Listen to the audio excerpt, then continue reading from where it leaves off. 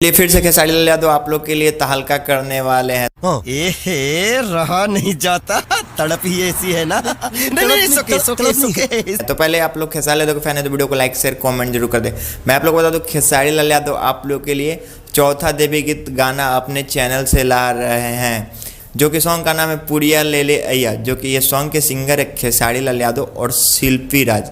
गीत है कृष्णा बेदर्ती, म्यूजिक है आर्या शर्मा। काफ़ी बेहतरीन सॉन्ग होने वाला है खेसारी लाल यादव का, कि ये song Khesari music world channel पे जल्द से जल्द रिलीज किया जाएगा। जो कि इसका पोस्टर आज ही थोड़ी देर पहले इसका पोस्टर आया है, जो कि इस पर टाइम और डेट मेंशन नहीं है, लेकिन कल या परसों में ये सॉन्ग को रिलीज कर दिया जाएगा Khesari music world YouTube channel पे।